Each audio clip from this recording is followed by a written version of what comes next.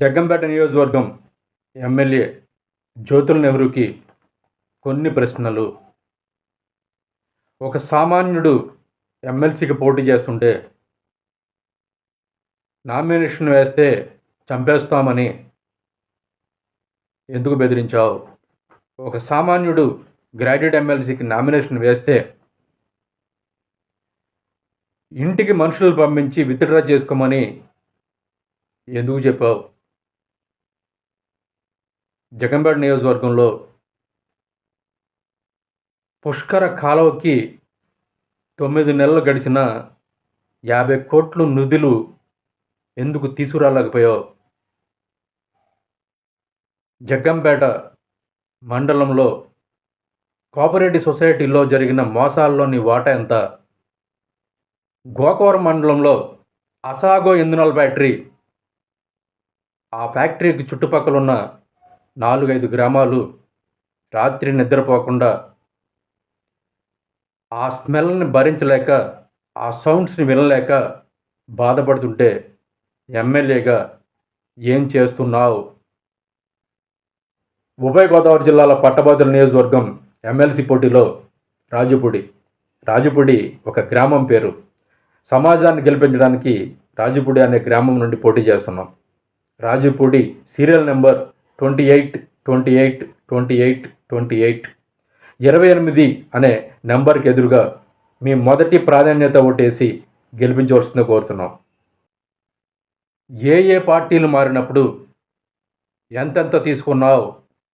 ఈ ఎమ్మెల్సీ ఎలక్షన్లో పోటీ చేసిన అభ్యర్థి దగ్గర ఎన్ని కోట్లు తీసుకున్నావు? నియోజకవర్గంలో 15 మంచి పనులు సొంత తెలివితేటలతో చేసినవి ఏమైనా ఉన్నాయా? జగ్గంపేటలో ఆదివారం కూడా ప్రతి గంట ట్రాఫిక్ జామ్ అయిపోవడానికి కారణం ఎవరు?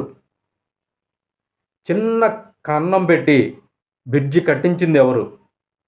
ఆ బ్రిడ్జి కట్టినప్పుడు ఎంత తీసుకున్నావు? రాజుపూడి గ్రామంలో దుమ్ముల ఫ్యాక్టరీని ధర్నాలు చేసావు, పందులు చేసావు.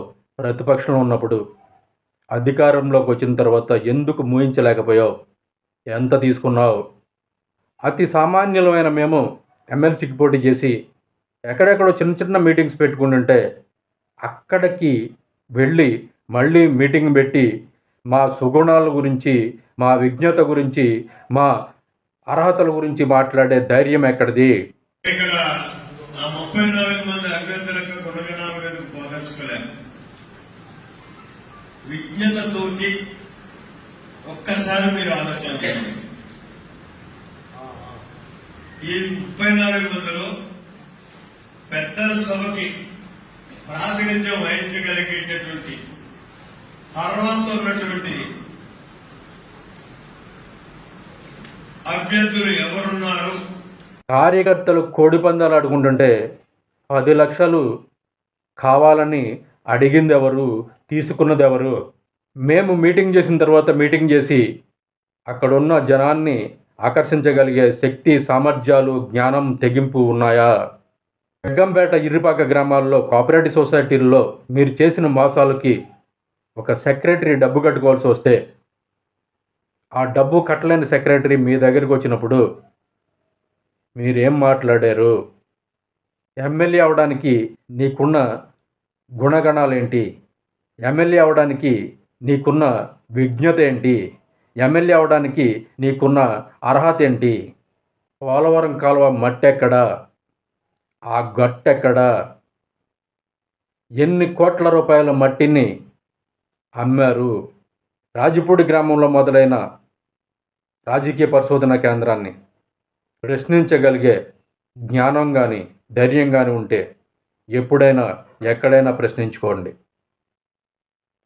చంద్రబాబుకే డెవలప్మెంట్ ఛాలెంజ్ని చేయగలిగిన రాజకీయ పరిశోధనా కేంద్రాన్ని ప్రశ్నించగలిగే శక్తి, సామర్థ్యాలు, జ్ఞానం, ధైర్యం మీకు లేవని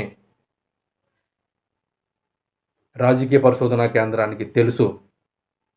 ఉభయ గోదావరి జిల్లాల పట్టభద్రుల నియోజకవర్గం ఎమ్మెల్సీ పోటీలో రాజుపూడి ఒక గ్రామం పేరు. సమాజాన్ని గెలిపించడానికి రాజుపూడి అనే గ్రామం నుండి పోటీ చేస్తున్నాం. రాజుపూడి సీరియల్ నెంబర్ 28 28 అనే నెంబర్కి ఎదురుగా మీ మొదటి ప్రాధాన్యత ఓటేసి గెలిపించవలసిందిగా కోరుతున్నాం. అందరికీ నమస్కారం. మీ రాజుపూడి రాజకీయ పరిశోధనా కేంద్రం.